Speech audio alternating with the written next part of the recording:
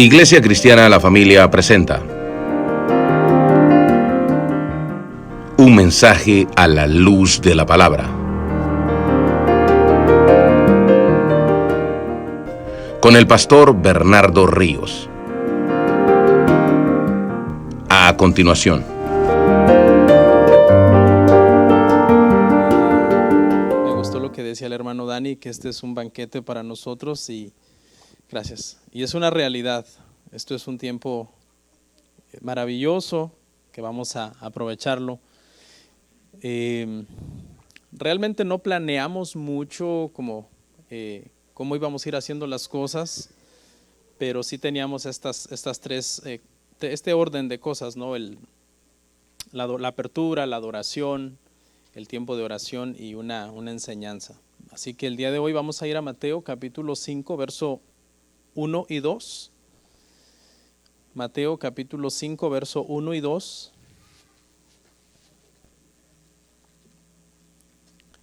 Yo envié un PowerPoint, hermanos, no sé si lo tienen. Bueno, gracias a Dios. Bueno, los voy a dejar que por última vez se pongan en pie hoy. Bueno, no por última vez, no. Rapidito, leemos el 1 y el 2 y oramos, perdón. ¿Listos?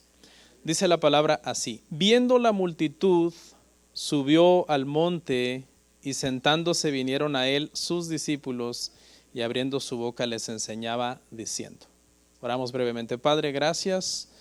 Tu palabra enseña, Padre, que tu gozo es nuestra fortaleza y en este momento en que quizás después de una semana de mucho trabajo y labores, hay personas aquí cansados o con dolores, pero estos últimos minutos, Señor, que vamos a estar acá en esta noche, queremos aprovecharlos para, de la misma forma que en estos versos vemos que tus discípulos vinieron a ti, a tus pies, a sentarse para escuchar lo que tenías que enseñar. Queremos atender este mensaje esta noche. Amén. Pueden sentarse, hermanos. Hermanos, vamos a hablar sobre un tema que titulé ¿Quiénes son los dichosos? ¿Quiénes son los dichosos? Este pasaje que acabamos de leer es el inicio de lo que se conoce como el Sermón del Monte, sermón magistral. Está en Mateo, ocupa 3 capítulos, del capítulo 5, 6 y 7. Encontramos este sermón que dio nuestro Señor Jesucristo, que se conoce como el Sermón del Monte. El predicador más grande de la historia dio el sermón más grande de todos los tiempos. Tenía que ser así, ¿no? ¿Quién más iba a predicar el sermón más grande de todos los tiempos sino el predicador más grande de todos los tiempos que ha existido y que fue nuestro Señor Jesucristo?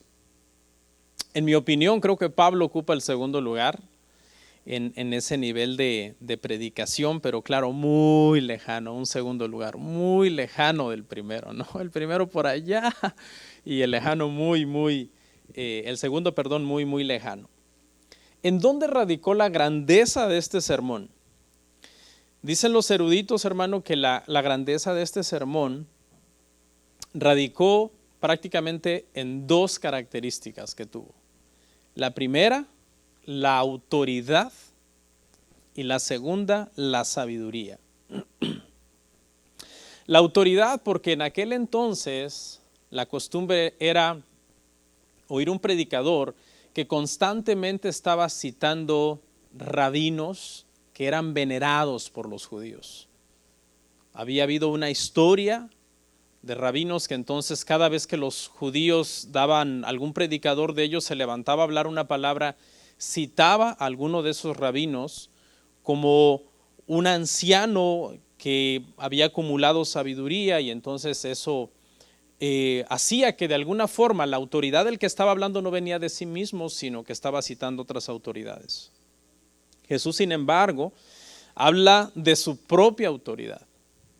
Él no cita a ningún rabino, a ningún anciano venerado por los israelitas, sino que él habla de su propia autoridad. Y es una gran bendición cuando escuchamos a alguien hablarlos con esa autoridad que viene de parte de Dios. Se siente el toque, es una palabra diferente. De hecho, los sermones de Jesús, no solamente sino más adelante, dice que se admiraban de su doctrina porque les hablaba como quien tenía o como quien tiene, dice en el pasaje, autoridad.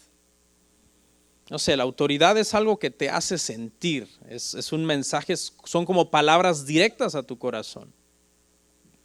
La segunda razón es que fue un sermón lleno de sabiduría.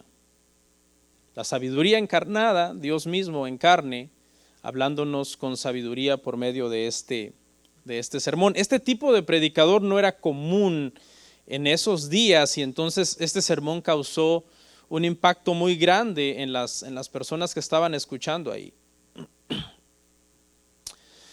Dice el primer verso, vamos a estudiar hasta el verso 12 porque vamos a ver todas las bienaventuranzas el día de hoy. Dice así, dice, viendo la multitud. Si usted viene leyendo Mateo desde el capítulo 1, vamos a darnos cuenta que en el capítulo 4 el Señor había pasado por un proceso de tentación después de haber estado 40 días en el desierto, se había bautizado. Si vamos regresando hacia atrás, Mateo nos habla de su genealogía, etcétera. Pero justo aquí en el capítulo 5, Jesús comienza entonces con esta predicación y lo primero que ve, dice, es una multitud. Y Jesús, hermanos, tenía un corazón muy especial para la gente, especialmente para las multitudes en este tiempo, porque en una oportunidad dice que vio a la gente y tuvo compasión de ellos porque los veía como ovejas que no tenían pastor. Eso habla de que estas personas tenían una necesidad espiritual, porque la oveja siempre es representación de un animalito que tiene mucha necesidad. Y la necesidad en este caso era necesidad espiritual de las multitudes, pero al no tener pastor, entonces eso las ponía en una situación de fragilidad. No había un guía piadoso. Los guías espirituales de Israel eran corruptos, se habían desviado. No honraban a Dios como debería de ser. Entonces el pueblo sufría por esta escasez de líderes piadosos y al verlos el Señor a estas multitudes tan frágiles, tan desprotegidos de no tener alguien que les proveyera guía espiritual, el Señor dice que tenía compasión de ellos. Sube al monte en medio de esta multitud, este monte que hasta este momento es un monte cualquiera, pero ahora se convierte en el púlpito del sermón más grande de la historia. De ahí en adelante este monte pasa a ser conocido como el monte de las bienaventuranzas. Pasó de ser un monte cualquiera a ser un monte especial porque precisamente es el sermón del monte. Una importancia grande, ¿no? Sinaí había sido un monte muy importante en el Antiguo Testamento, en Éxodo 20, porque ahí Dios había dado un discurso importante para Israel. Les había dado sus mandamientos, les había dado su ley, pero ahora en el nuevo pacto, este monte pasa a ser entonces el escenario del sermón más hermoso del nuevo pacto. ¿Qué es una bienaventuranza? La palabra viene del griego makarios y significa literalmente dicha o felicidad.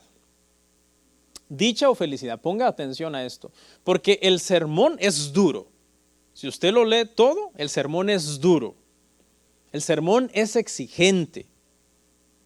Pero vemos, hermano, que el objeto de esta exigencia de este sermón es porque el Señor quiere que los que oyen este sermón sean dichosos, sean felices.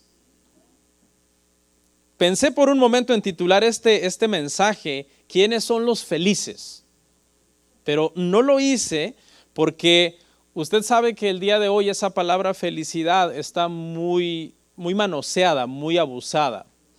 Mucha gente usa felicidad hasta para decir que un pecado que están practicando les está haciendo felices. Pero la felicidad de la que habla aquí, la dicha de la que habla aquí, no tiene nada que ver con el pecado. Entonces, aunque la palabra felicidad no es mala en sí misma, no tiene nada de malo, no la quise usar, ¿no? Porque se presta a estas malas interpretaciones. La palabra felicidad hoy día en el mundo es como muy vana, muy superficial. Pero realmente la felicidad no es mala. Muchos pintan a Dios como un viejito, un anciano canoso con un látigo en la mano, que es un aguafiestas. Si ve a un cristiano reírse, hace un azote de su látigo y dice, no se rían, pecadores. Realmente, hermanos, este sermón, este mensaje, comienza por decirnos que Dios quiere que nosotros seamos felices o dichosos, si a usted le suena feo, ¿no? Porque nos suena hasta feo decir que el Señor quiere nuestra felicidad. Ahora, le voy a hacer una aclaración. Esta felicidad de la que habla este sermón del monte, hermano, no es una felicidad basada en sentimentalismo. No es una felicidad basada en las circunstancias que nos están rodeando.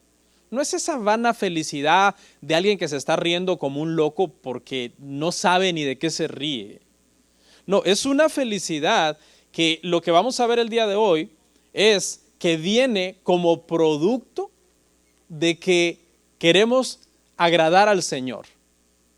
Queremos ser santos. Es una felicidad producto de la santidad. No es una felicidad producto del pecado. Porque alguien puede decir que X, Y o Z lo hace feliz. Cosas que son pecaminosas ante Dios. Las drogas, el adulterio, la fornicación, el fraude, el robo.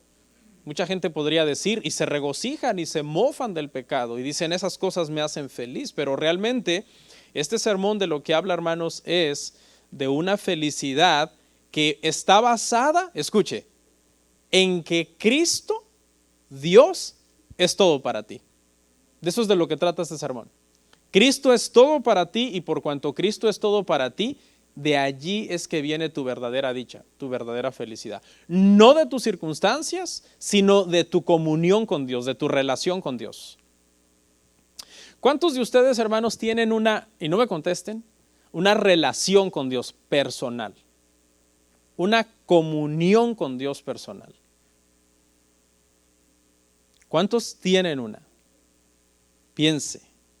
Porque esa relación y esa comunión con Dios, hermano, viene de cuánto tiempo nosotros pasamos en la presencia de Dios. De ahí es donde viene prácticamente la fuente de nuestro gozo, es eso, nuestra comunión, nuestra relación con Dios. ¿Cuánto tiempo a la semana nosotros dedicamos a estar en la presencia de Dios? ¿A qué me refiero? Me refiero a nuestro tiempo de oración. A nuestro tiempo en que nos sentamos, abrimos las Escrituras y comenzamos a deleitarnos en las Escrituras, a leer, a aprender, a meditar en lo que Dios nos está hablando por medio de alguna porción de la Biblia que nosotros estamos leyendo. Esos son los dichosos. Y ahora vamos a comenzar entonces a verlos uno por uno porque tienen características estos dichosos. Vamos a ver la primera, en el verso 3. Primero, dichosos los humildes. Esa es la primera. Dichosos los humildes. Mateo 5:3. Dice, bienaventurados los pobres en espíritu, porque de ellos es el reino de los cielos. Estos son los primeros que son dichosos ante Dios, son los pobres en espíritu. ¿A qué se refiere esta pobreza en espíritu? Se refiere a una persona, hermanos, que se ha declarado en bancarrota espiritual, en el sentido no de que está mal espiritualmente, sino en el sentido de que necesita a Dios, que ha llegado al entendimiento que no puede vivir sin Dios. Por eso le puse por título los humildes, porque son aquellos que están en una postura de humillación. La palabra para pobre aquí es una palabra que es tokos y se refiere a una postura que adoptaba un pordiosero. Era una postura de humillación, era un pordiosero que su pobreza era nivel pordiosero, porque hay de pobres a pobres, y cuando extendía la mano para pedir ayuda al que le iba a dar una moneda, se rebajaba a tal grado que no quería dar la cara. O sea, no daba la cara cuando estaba extendiendo su mano para pedir la moneda. Esto habla entonces de humildad. En las cosas materiales, esta pobreza, no, porque hay varios tipos de pobreza, no es aquella pobreza donde alguien tiene escasamente las cosas, sino es alguien que no tiene absolutamente nada, es alguien que está en la calle, es un pordiosero. Tengamos cuidado porque estaba leyendo algo muy interesante respecto a este tipo de pobres y decía el autor que cuando Dios pone en nuestro camino ese tipo de pobre, que es el pobre que no tiene nada, y nos pide y nosotros no le ayudamos, estamos en problemas con Dios. Porque este pobre es tan pobre que prácticamente lo que te está pidiendo es para comer, y si tú no le das y nadie más le da, va a morir de hambre. O sea, es un nivel de pobreza el más extremo. Para que me entienda, Jesús, por ejemplo, hermanos, era pobre, pero no era pordiosero. ¿Sí? Entonces, le digo estas cosas para que usted entienda el concepto. Aunque aquí estamos hablando de cosas materiales, esta pobreza aplicado, hermano, a lo espiritual, se refiere a reconocer que estás perdido sin Dios, que no hay esperanza para ti, que estás indefenso, que tienes una gran necesidad, que espiritualmente eres un indigente y necesitas entonces que alguien te rescate de ese estado en el que tú estás. Y habla entonces de una sincera convicción de pecado, porque note que dice, bienaventurados los pobres en espíritu, o sea, es una pobreza real, es un sentimiento real, es una humildad real de necesitar a Dios. No es alguien que está pretendiendo que necesita a Dios, sino es alguien que de verdad ha llegado a una convicción profunda, yo necesito a Dios.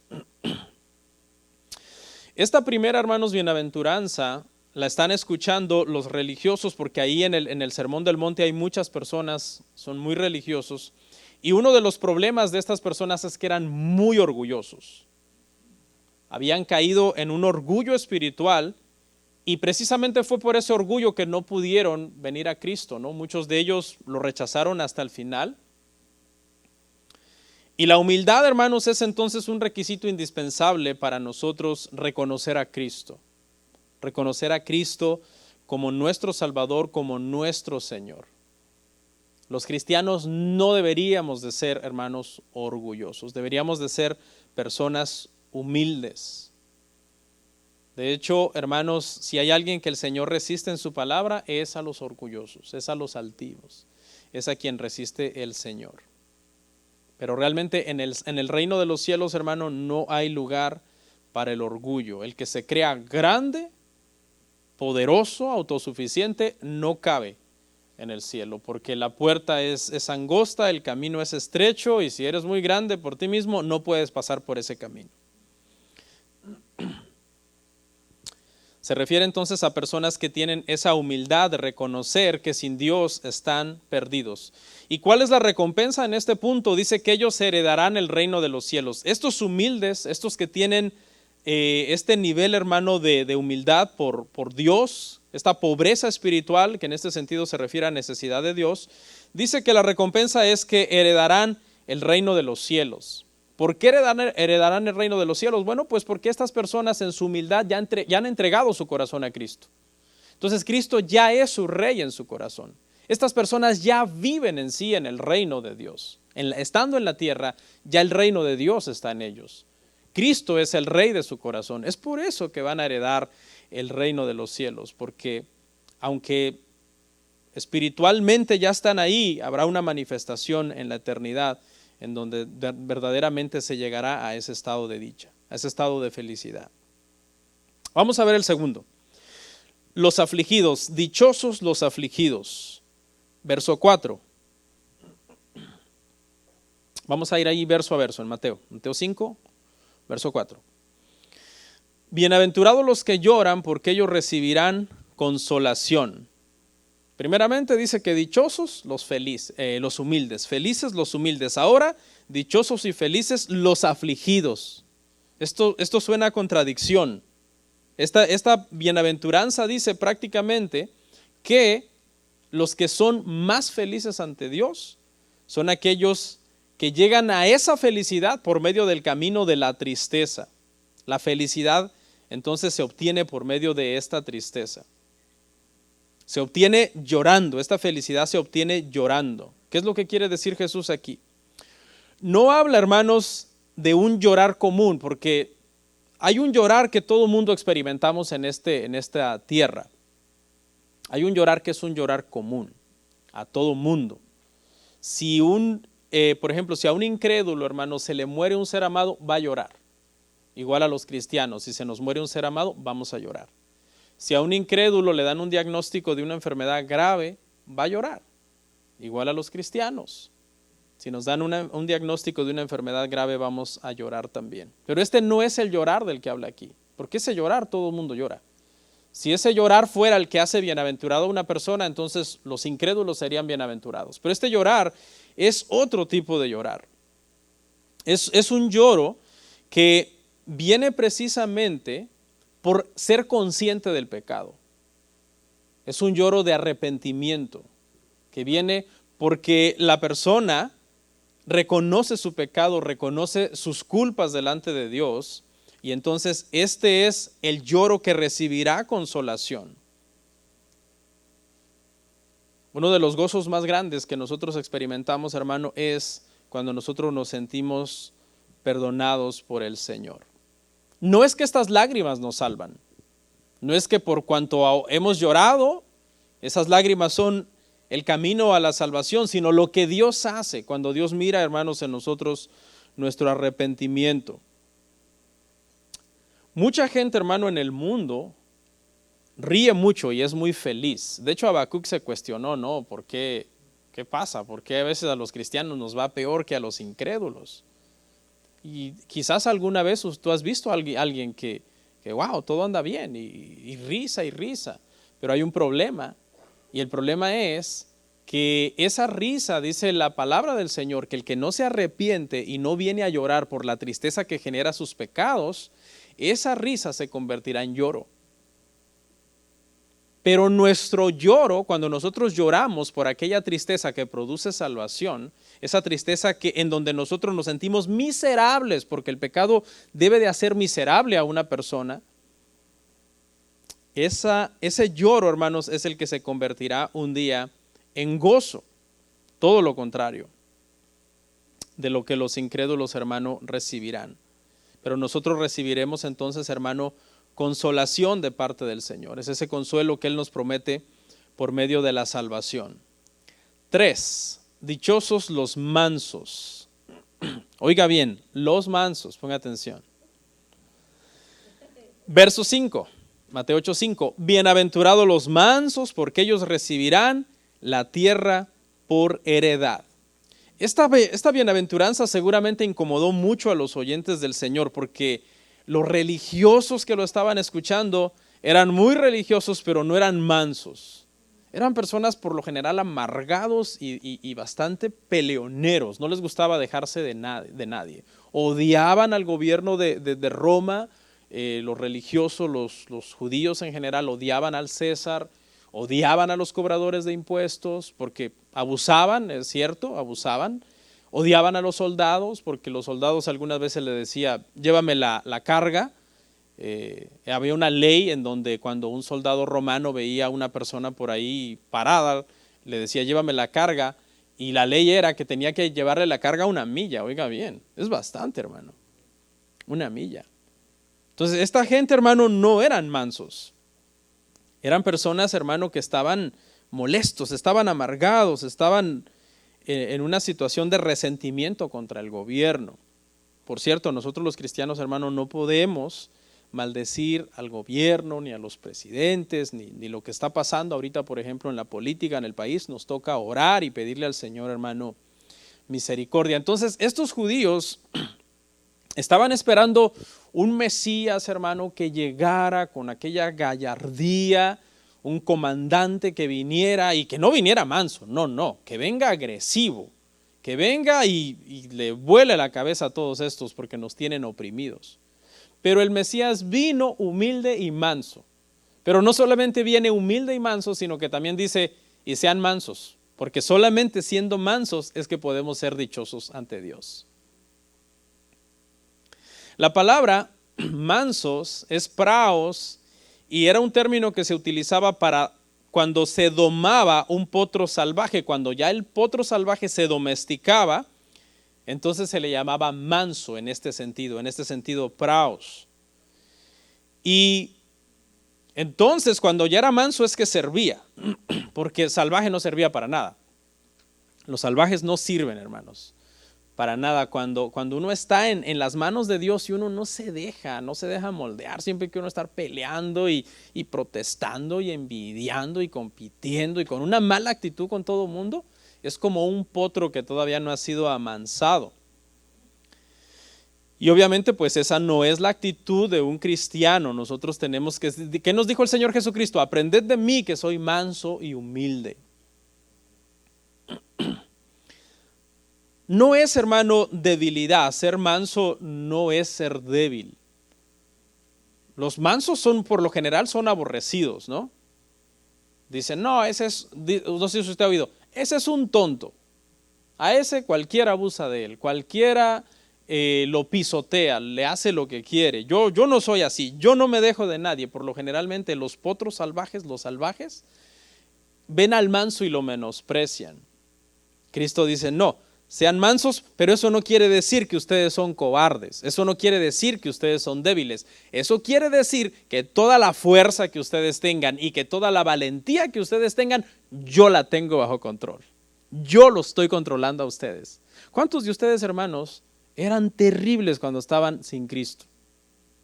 Sí, aquí hay personas, hermano, que sin Cristo eran terribles. Y gracias a Dios que en el paso de los años, pues el Señor los ha ido amansando, hermano. Algunos les tuvo que poner freno para poderlos redirigir. Entonces, hermano, no se equivoque, no es debilidad, no es cobardía.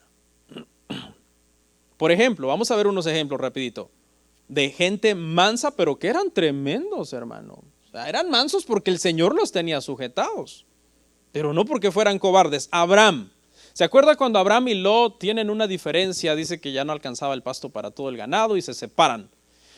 ¿Quién tenía el derecho de escoger primero?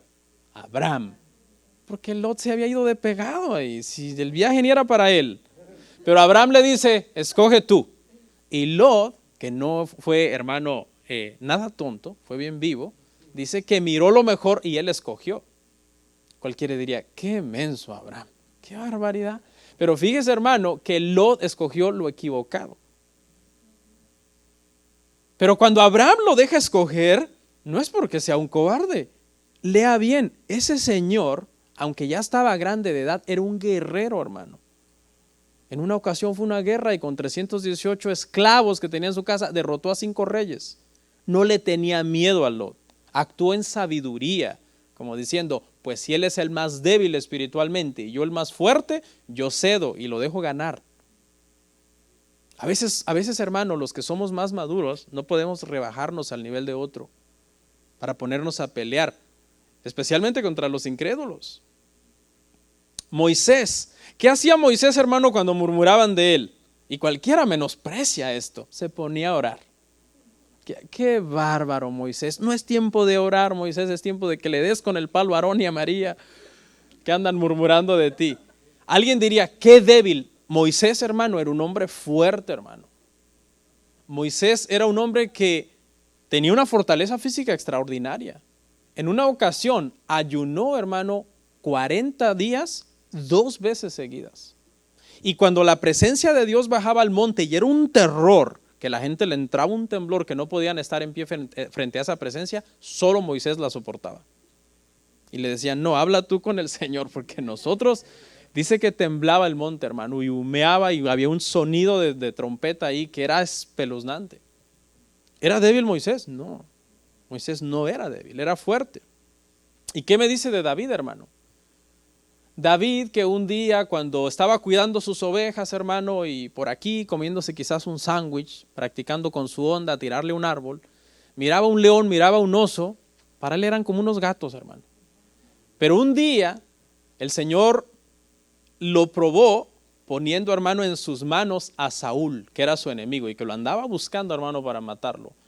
Y David, que era un guerrero, hermano, terrible, en el buen sentido de la palabra terrible, dice, no, yo no voy a tocar a este hombre. Que el Señor se lo lleve. Pero no va a ser porque yo tome su vida en mis manos. No lo mató, no por debilidad ni por temor, sino por dominio propio, por ser manso, hermano. Porque toda su fuerza que él tenía la puso bajo el control del Señor. Pero ¿quién fue el más manso de todos estos que le acabo de mencionar? Jesús. Jesús fue el más manso de todos. ¿Por qué? Por dos cosas. Jesús ha sido el hombre más manso que ha pisado este planeta. Por dos cosas. ¿Ok? La primera, nunca hizo nada malo. Cuando hablamos de los otros mansos como Abraham, Moisés, David, ellos tenían sus pecados. Pero Jesús no hizo nada malo. ¿Y cuál es la segunda razón? Jesús nunca se defendió. Él nunca se defendió. Él enfrentó lo que el Señor puso para él, hermano, con valentía y no por cobardía. ¿Y cuál es la recompensa para los mansos? Se dice ahí en la parte final. Ellos recibirán la tierra por heredad. Me gusta mucho porque el Señor, cada palabra que decía tenía un significado profundo, y en este caso Jesús sabía muy bien que los judíos enseñaban que la tierra venidera era solamente para los fuertes, para los victoriosos, para los guerreros que no se dejaban de nadie. Y el Señor dice, no, es para los mansos. Y no es que estos no son victoriosos, o no son guerreros, o no son fuertes, o no son valientes, son todo eso, pero todo eso lo han puesto bajo el control del Señor. El 4. Dichosos los hambrientos de Dios. Verso 6. Dichosos los hambrientos de Dios. Verso 6. Bienaventurados los que tienen hambre y sed de justicia, porque ellos serán saciados. Es un hambre, esta hambre, hermano, se refiere a un hambre por la salvación. ¿Ok? Pero también, aparte de un hambre por la salvación, se refiere a hambre de estar llenos de Dios. Porque son dos cosas diferentes, hermano. Una cosa es que somos salvos, sí, gloria a Dios por eso. Y otra cosa es que durante todo el tiempo que tú ya eres salvado, el hambre por Dios no se te quita. ¿Se han oído esa gente que dice, cuando me convertí leí la Biblia mucho, cuando me convertí oraba mucho, cuando me convertí servía un montón en la iglesia, pero ya no? Eso está mal. Porque este es un hambre, esta hambre de la que habla aquí el Señor, hermano, es un hambre que Dios no quiere que se nos quite nunca. Esa hambre no se nos debería de quitar nunca. Debería de ser un hambre espiritual parecida al hambre por comida. ¿Cuántos de ustedes van a comer mañana? Todos. ¿Y pasado mañana? También. ¿Y el lunes? ¿Y por qué no se aburre de comer? Dicen, hermano, las personas que han pasado por periodos largos de no comer, de no beber agua, que llega a momentos en donde alucinan, ven espejismos, caen en la locura. Me gusta mucho ver estos programas de sobrevivientes, la gente que sobrevive y que han llegado a un momento en que el hambre se vuelve prácticamente algo insoportable. Y una vez vi a unos que naufragaron en un barco y entonces usted sabe que el agua del mar no se puede tomar. Entonces estaban absteniéndose de agua y comenzaron a tener alucinaciones y se lanzaron al mar, fueron comidos por los tiburones. Y estoy diciendo esto, hermano, porque más o menos así debe de ser nuestra hambre por Dios. Esta no es un hambre normal, porque hay dos tipos de hambre. Está el hambre, que tú dices, tengo hambre, pero puedes como aguantar. Puedes aguantar. Tengo hambre, pero igual aguanto. 2-3 horas aguanto. Aquí habla de una hambre, hermano, que estás muriéndote de hambre. Fíjese cómo es de exigente el Señor. ¿Dónde quiere nuestro corazón el Señor, hermano? El Señor quiere que nuestro corazón esté todos los días como desesperado de hambre por Él. Porque nuestro Dios es un Dios celoso, hermano. Pero ya vamos a ver que hay muchos problemas con esa situación, hermano. Porque nuestro corazón, hermano, es tan engañoso que ahorita vivimos en un mundo tan sensual y tan lleno de tanta tentación que los corazones de muchos tienen hambre de todo, menos de Dios. Y ese es un problema. Ese es uno de los pecados más graves, hermano, que está enfrentando ahorita la iglesia en estos días, hermano. ¿Cuál? El pecado del poco tiempo que los cristianos pasan en la presencia de Dios. Me parece que fue John Piper que dijo que si de alguna manera Dios usa en la eternidad las redes sociales, va a ser para que las redes sociales den testimonio de que sí había tiempo para orar, sí había tiempo para leer la palabra, pero decidimos pasar tiempo en las redes sociales en lugar de hacer eso. Me gustó eso. Eso es maravilloso. Las redes sociales son el testigo. Tu teléfono es el testigo de que sí tienes tiempo para orar. Y si no, pues ve cuánto tiempo pasas a la semana cuando te manden el reporte el domingo de el tiempo de pantalla que pasaste en el teléfono. Sí hay tiempo, hermanos. Lo que a veces no hay es disposición, porque el corazón no tiene hambre de Dios. Pero no se preocupe, que Dios tiene sus métodos. Y Dios te va a llevar por medio de un problema, de una prueba, de una enfermedad, el Señor te va a apretar. Y cuando el Señor, hermano, te apriete, vas a orar. Así que tranquilo, pero va a ser por tu bien. ¿Qué pasa con estos, hermano, que tienen hambre? Dice el Señor simplemente que serán saciados. Serán saciados. Es decir, la presencia de Dios saciará sus vidas. Vamos a ver el que sigue, el 5. Dichosos los compasivos. Si estuviera en casa ahorita sería apenas la hora en que va a prender Netflix, ¿no? Así que tranquilo. Bueno, para los que no trabajan mañana, ¿no? Dicen, los hijos dicen, mañana no hay escuela, papá, podemos desvelarnos. Un ratito, pues. Aquí se van a desvelar sanamente, muchachos. Dichosos los compasivos, verso 7, Mateo 5:7. Bienaventurados los misericordiosos, porque ellos alcanzarán misericordia. Una vez más, los judíos religiosos que están escuchando no son misericordiosos con nadie. Ellos despreciaban a la mujer, despreciaban a los esclavos, despreciaban a los gentiles, inclusive a los judíos, que eran judíos y que no sabían la ley tan bien como ellos, los llamaban malditos. O sea, la misericordia estaba bastante escasa por ahí. ¿A quienes amaban los religiosos? Jesús les dijo, ustedes aman a sus amigos. Pare la oreja. Dice, ustedes le hacen favores al que le hace favores. Ustedes aman a los que los aman, les dice el Señor. Por favor, eso hasta los publicanos lo hacen, le dice el Señor. No, le dice, amen a sus enemigos, oren por los que los persiguen. ¿Sí me entiende? ¿Se imagina, hermano, que nosotros como cristianos solamente amemos a los que nos aman, a nuestros amigos, a los que nos hacen favores? ¿En qué eres diferente del incrédulo? Si el incrédulo hace eso también. La vara para nosotros está más alta. Ser compasivo era visto por los romanos como un símbolo también de debilidad. Pero realmente, hermanos, nosotros tenemos que ser misericordiosos, hermano. Y no se preocupe, que vuelvo y repito, también si usted no es misericordioso, un día Dios le va a dar un curso intensivo de misericordia. ¿Cómo? Apretándolo. Sí, porque cuando el Señor te tenga bajo su vara y bajo su disciplina, sufre y llora, pero dale gracias, porque eso es señal que eres su hijo, que eres su hija. Las pruebas, hermano, a los cristianos, el dolor, la enfermedad, la vara del Señor siempre nos sacan refinados, hermano.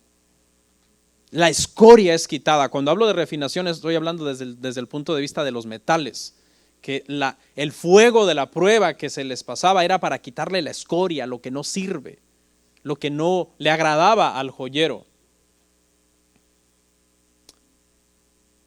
A veces, hermano, nosotros somos muy duros con la gente, hermano, pero hay gente que está sufriendo allá afuera, hermano. Ahorita que hicieron todas las peticiones y empiezan a enumerar un montón de enfermedades, yo digo, wow, cuánto cáncer hay en el mundo. Y tal vez tú dices, ¿para qué orar por los que tienen cáncer? Dios no lo quiera. Dios no lo permita. Que un día seas tú o un ser amado y entonces vas a entender, oh, ya entendí, porque hay que orar bien fuerte cuando alguien tiene cáncer.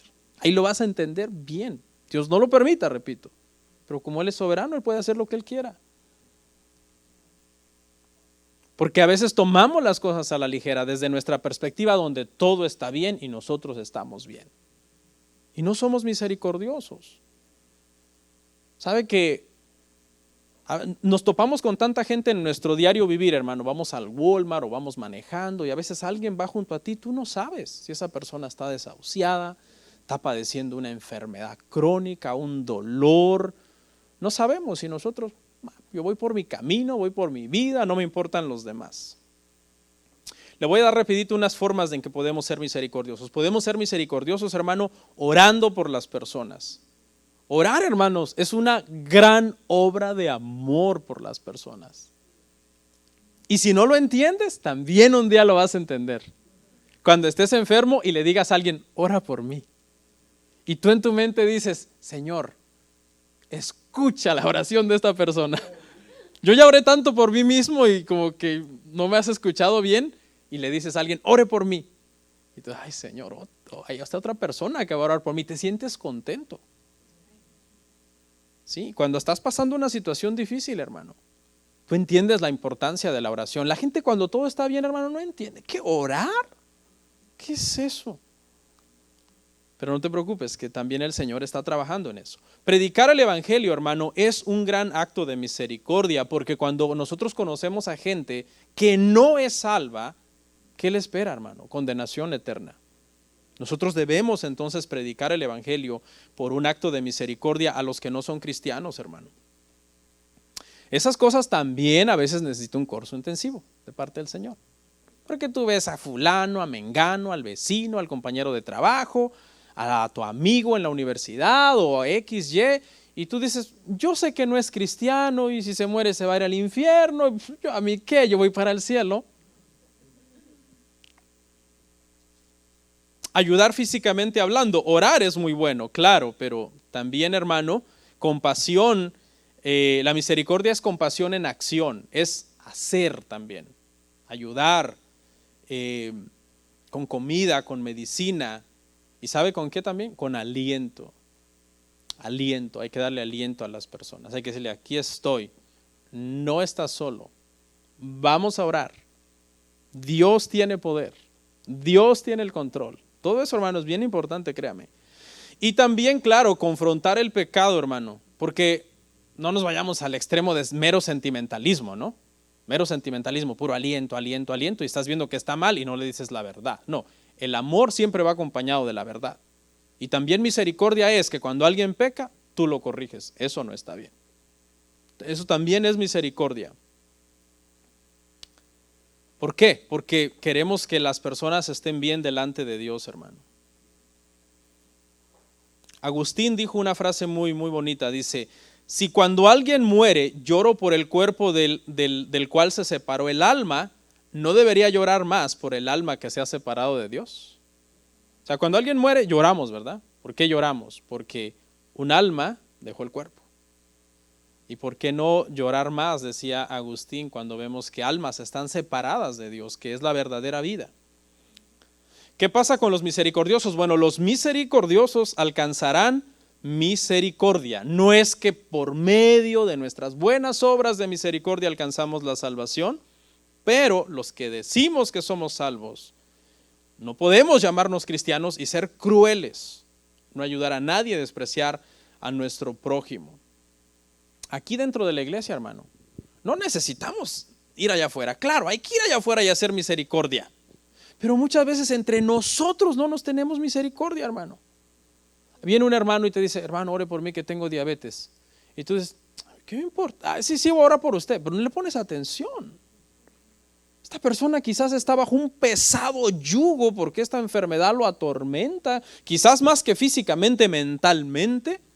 Quizás ya hasta se deprimió, quizás esta persona ya cayó en una situación difícil mentalmente hablando y a ti no te importa. Tú dices, a mí lo que me preocupa son mis problemas. Yo lo que quiero ahorita es, en cuanto digan el amén, agarrar a mis hijos, mi esposa, subirme a mi carro e irme renegando que oraron mucho. Y el hermano que tiene no sé qué, ¿a mí qué? Nos falta misericordia, hermano. De hecho, inclusive hasta cuando alguien peca entre nosotros, hermano. Cuando alguien peca entre nosotros. La Biblia dice, hermano, que cuando alguien peca entre nosotros, no se le declara pagano cuando peca. Se le declara pagano cuando después de habérsele amonestado, no se arrepiente y sigue en su pecado. Pero a veces cuando alguien peca, hermano, no le venimos como pitbulls a la yugular, hermano. Y eso no dice la Biblia. La Biblia dice, claro, amonéstenlo, disciplínenlo, pero tengan cuidado, no sea que tu hermano sea consumido por la tristeza. Porque esa persona que peca también cae bajo la vara del Señor. Y en ese proceso que está bajo la vara del Señor está sufriendo. Pero a veces, hermanos, somos bien inmisericordios, hermano.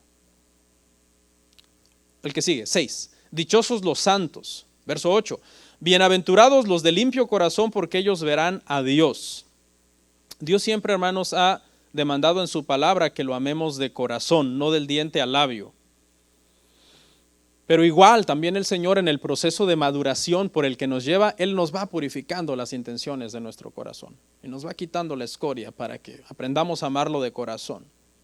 Israel en estos tiempos tenía un grave problema. Amaba mucho a su religión, pero la gloria que buscaban no era la de Dios, era la gloria de los hombres.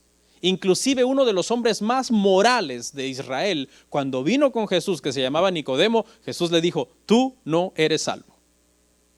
Era moral, pero no santo. Pero es imposible ser santo si ya eres de verdad hijo de Dios y no ser moral. O sea, la moralidad no es el camino a la santidad, pero la santidad siempre va a ser el camino a la moralidad.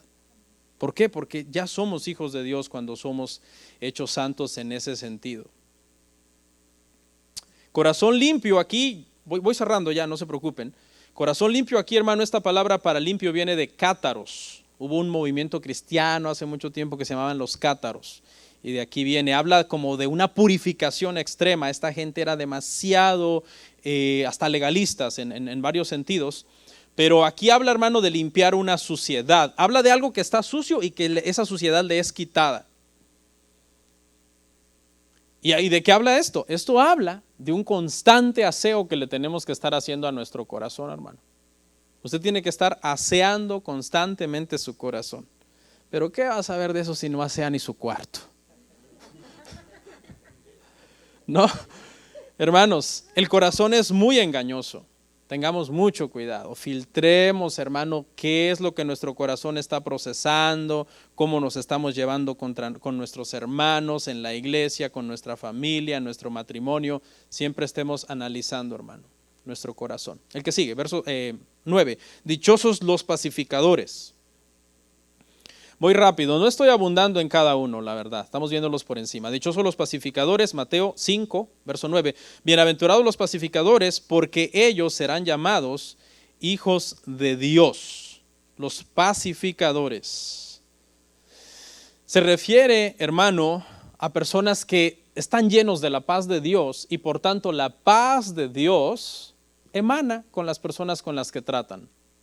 O sea, fluye de forma natural, porque es una contradicción, hermano, que el evangelio de la paz, como es llamado en el evangelio, no nos venga a llenar de paz, sino de conflictos con todo el mundo. Nos peleamos con X, con Y, con Z, con A, B, C y con todo el mundo. No podemos ser así, hermano. Fíjese, y no solamente habla en un sentido de paz, en muchos sentidos. La Biblia habla mucho de la paz. De hecho, lo que vino a arruinar la paz fue el pecado. Pero todo comenzó en Edén, en paz. Ahí no había ningún problema antes de la caída, todo era paz. Y la Biblia habla de la paz, la paz, la paz. Viene el pecado, arruina la paz, pero al final el pecado será destruido y todo termina en paz en la eternidad. La paz es un estado bien importante, hermano, no solamente en el sentido bélico, si usted quiere. No nos gustaría una guerra aquí en Estados Unidos ahorita, ¿verdad? Claro que no, ¿a quién? Sino en el sentido interno también. Tener paz es una bendición. Y Dios ha prometido paz para nosotros. Y debemos tener paz para con los demás. Les quiero hacer una pregunta, hermanos, para despertarlos. Y si quiere, participe. Le quiero hacer una pregunta. ¿Cómo debemos tratar a las personas con las que nos enojamos? Repito, ¿cómo debemos tratar a las personas con las que nos enojamos? Quiero que tome un segundo y piense en este momento si por ahí hubiera una persona que a usted no le cae bien, que usted dice, ay, todo iba bien, ya llegó este, ya nos arruinó la vigilia. Piense en un momento si hay alguien que le cae mal a usted. ¿Ya lo tiene en su mente? Y le empezaron a pasar un montón de caras. ¿Y cuál agarro? Porque hay gente que es bueno para pelear, hermano. Tiene 1000 enemigos. Ahora, ¿qué dice la Biblia? ¿Cómo debemos de tratar a la persona con la que no nos llevamos o sentimos una incomodidad o hay como esa barrera que se empieza a levantar como que me caía bien pero ya no me cae bien? ¿Qué dice la Biblia de eso, hermano? Para nosotros los cristianos, dice que debemos ser pacificadores. Es decir, arreglar el problema, no hacerlo más grande. Y le quiero compartir algo que leí, que es hermoso, me gustó mucho. Está en Éxodo 23, 4 al 5. Respecto a esto, de cómo debemos reaccionar cuando nos enojamos con alguien. ¿Me la pueden poner, hermanos, por favor? Éxodo 23, 4 y 5. Dice así, si encontrares el buey de tu enemigo o su asno extraviado, vuelve a llevárselo. Si vieres al asno del que te aborrece caído debajo de su carga, la pregunta es, ¿le dejarás sin ayuda? Antes bien, le ayudarás a levantarlo. Entonces piensa en esta escena, hermano, piensa en esta escena. Usted va por el campo tan campante, brincando como Caperucita Roja. Va por el campo, hermano, y justo cuando usted da la vuelta así detrás de un árbol o una montaña, usted ve allá a la persona que le cae mal, y usted, allá está el que me cae mal. Y en ese momento, cuando tú lo ves, tú te quieres esfumar, ¿no? Que no te vea. Como irte por otro lado, esquivarlo en el pasillo de los baños, por la cafetería. No, estamos hablando de allá. Tú quieres desaparecerte porque estás viéndote que estás quedando cara a cara con el que te cae mal. Y en ese momento que tú te quieres desaparecer, la ley en Éxodo, y entonces viene el Señor a tu corazón y dice, no. Acércate, salúdalo. Pregúntale que cuánto tiempo tiene el burro ahí tirado con la leña encima. Y habla con él, pónganse de acuerdo, tú le jalas las orejas, yo le empujo la panza, porque no lo puedes dejar ahí con su burro. Entre los dos lo tienen que levantar. Y entonces ahí, fíjate, todo el orgullo que tiene que romper para hacer esto, hermano. Tienes que romper un montón de orgullo. Tienes que llegar, hola, ¿cómo estás? No, pues bien, aquí el burro no aguantó. Ok, vamos a levantarlo. Y tienen que platicar. Ok, ¿cómo le hacemos? De aquí, de allá, de la silla, o sea. Pero me gusta mucho, hermano, porque prácticamente es una receta para la reconciliación. Póngale atención. Es una receta para la reconciliación. Lo que Dios dice es, acércate, doblega tu orgullo, saluda, comienza a platicar. ¿Cómo le hacemos? Y ahora vamos a pujar juntos para levantarlo. La próxima vez que esta persona vuelva a topar con esa persona, ya no va a sentir tanta incomodidad. Porque el último recuerdo fue, pues la última vez que hablamos con esta persona que me caía muy mal, fue que recogimos su burro, levantamos su burro. Si a eso se le suma que vuelven a platicar y vuelven a convivir, como que la diferencia va desapareciendo. Es más, un día, si siguen conviviendo, hasta desaparece la enemistad. Y si siguen conviviendo un día, hasta se vuelven amigos. Me gustó mucho esto. Aplíquelo por favor a su vida, hermano. No ande peleando con la gente y dejándole de hablar a la gente y esquivando a la gente y sintiéndose incómodo con la gente. Eso no es de Dios. Los cristianos, hermano, hemos sido llamados a ser pacificadores. Siempre busque técnicas. ¿Cómo me arreglo con esta persona con la que no me llevo bien o no me siento tan bien? Y por último, terminamos. Dichosos los perseguidos, verso 10 al 12. Mateo 5, 10 al 12. Bienaventurados los que padecen persecución por causa de la justicia, porque de ellos es el reino de los cielos. Bienaventurados sois cuando por mi causa os vituperen y os persigan y digan toda clase de mal contra vosotros, mintiendo. Gozaos y alegraos, porque vuestro galardón es grande en los cielos, porque así persiguieron a los profetas que fueron antes de vosotros. Es largo, pero realmente es una bienaventuranza, es la octava. Y es los bienaventurados, los perseguidos, Esta octava bienaventuranza viene como producto de las 7 anteriores. Las 7 anteriores, hermanos, se refiere a gente que vive para Dios. Las 7 anteriores, gente que vive para Dios, tiene hambre de Dios, está humillado ante Dios, es manso por Dios, es todo lo que vimos por Dios. Y ahora, ¿qué pasa? Que esta gente cuando vive para Dios, ¿qué recibe del mundo? Persecución. Persecución porque el mundo no ama a los cristianos. Si tú eres cristiano, radical, bien parado en Cristo y tus amigos son mundanos, impíos, mal hablados, etcétera, lo más seguro es que tú no les caigas bien. Y si les caes bien, algo anda mal en tu vida espiritual. Algo anda mal.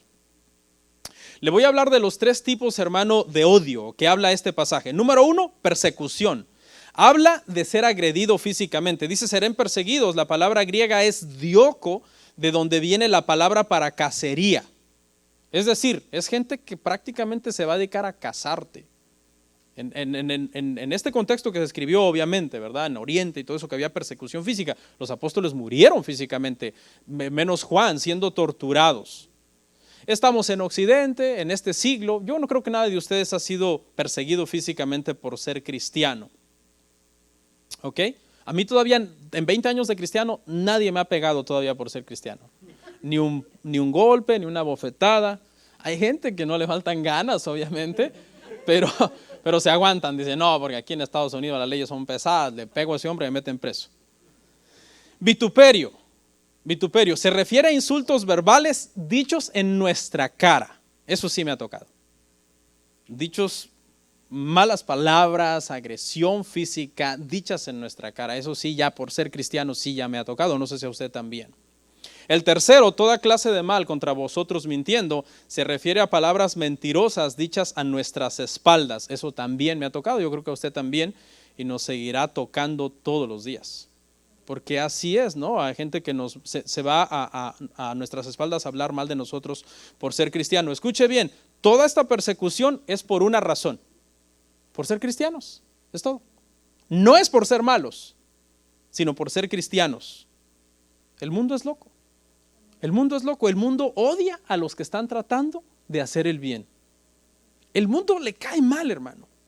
A los que hacen bien caen mal, ante los impíos caen mal.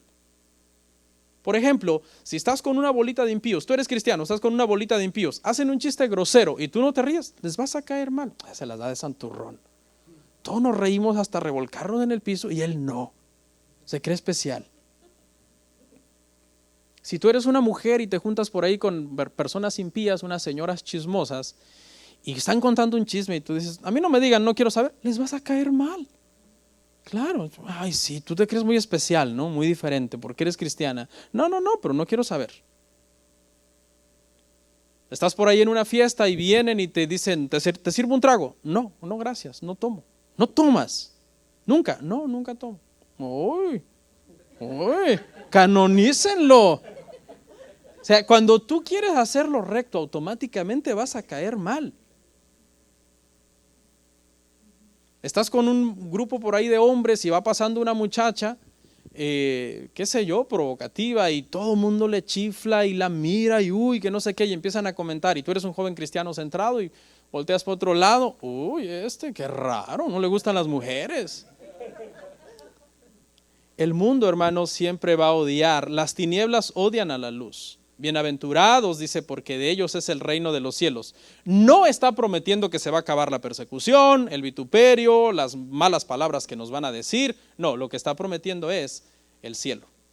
Gozaos y alegraos, porque así persiguieron a los profetas. No somos los primeros. Este camino de sufrimiento lo inauguró Jesús con su misma sangre. Muchos valientes lo han caminado ya. Y el Señor espera de nosotros lo mismo, valentía para caminarlo también. Y Él nos va a dar la fuerza para caminar. Conclusión, ¿quiénes son los bienaventurados según el mundo? Escuche, los bienaventurados según el mundo. Bienaventurados son los ricos. Bienaventurados son los triunfadores, le estoy hablando según el mundo. Bienaventurados son los populares. Bienaventurados son los poderosos. Bienaventurados son los influyentes. Bienaventurados son los fuertes. Bienaventurados son los que gozan de muchos placeres. ¿Sabe a quién acabamos de describir? Acabamos de describir a Salomón. Tenía todo. placeres, dinero, riqueza, fortaleza, poder, influencia. ¿Era feliz? No, porque hubo un momento en que su vida no se apegó a lo que Dios quería. ¿Sabe que irónicamente, hermano, Salomón escribió los proverbios más sabios del mundo y con su vida los quebrantó todos? Y no fue feliz. Al final lo que dijo es, no he hallado contentamiento en todo esto. El resumen del hombre es esto: guarda los mandamientos de Dios y vive para Él. Vamos a orar. Esos son los verdaderamente felices y dichosos. Comparte, suscríbete, dale like. Gracias por tu sintonía. Hasta la próxima. Bendiciones.